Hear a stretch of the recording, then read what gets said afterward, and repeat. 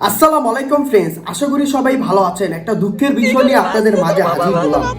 বিষয়টা হচ্ছে কুড়িগ্রাম জেলায় জান্নাত রাতে ভাত খেয়ে ঘুমিয়েছিলেন। মাঝরাতে বাবা মা জান্নাতকে ঘুম থেকে ডেকে উঠায়। উঠানোর পরে বাবা মা বলে চলো বাইরে যাব। জান্নাত মা বাবার সাথে বাইরে যায়। বাইরে বের হয়ে দেখে চাচা চাচিও তাদের সাথে যাচ্ছে। তো জান্নাত জিজ্ঞেস করলো, মা কোথায় যাচ্ছি, বাবা কোথায় যাচ্ছি, চাচি কোথায় যাচ্ছি?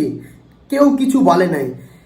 বাবা মা চাচা চাচি নিয়ে গেল ভুট্টা ক্ষেতের পাশে, ভিতরে চলে গেল ক্ষেতের ভিতরে। এক পর্যায়ে জান্নাত বলে, মা আমি ভুট্টা খেতে কেন নিয়ে এসেছো আমাকে, কোথায় যাচ্ছ? কিছু বলে না উঠতে পিছন থেকে বাবা মা চাচা চাচি মিলে জান্নাতের মাথার ভিতরে রড দিয়ে বাড়ি দেয়। এক পর্যায়ে জান্নাতকে মর্মান্তিকভাবে হত্যা করা হয়। এক পর্যায়ে জান্নাত মাটিতে লুটে পড়ে এবং জান্নাতের মৃত্যু হয়। সকাল হয়, ঘুম থেকে উঠে গ্রামবাসীরা দেখে যে ভুট্টা খেতে জান্নাতের লাশ পড়ে আছে। এক পর্যায়ে পুলিশ চলে আসে থানা থেকে।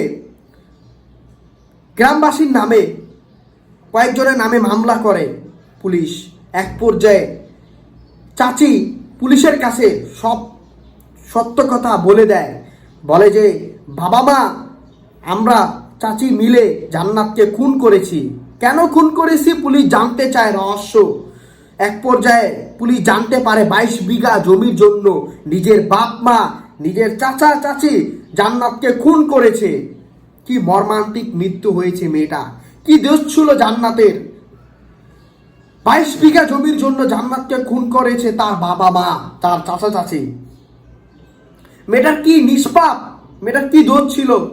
লাগতো না মেয়ের 22 বিঘা জমি? এক পর্যায়ে বাবা মা চাচা চাচিকে থানায় নিয়ে যায় পুলিশ। এখন তো তাদের জেল হবে, 22 বিঘা জমির কি হবে? জান্নাতকে ঘুমিয়েছে, কবরে ঘুমিয়ে থাকবে, ও তো আর আসবে না। সবাই ভালো থাকবেন। ঘটনাটা খুবই দুঃখজনক। আসসালামু আলাইকুম।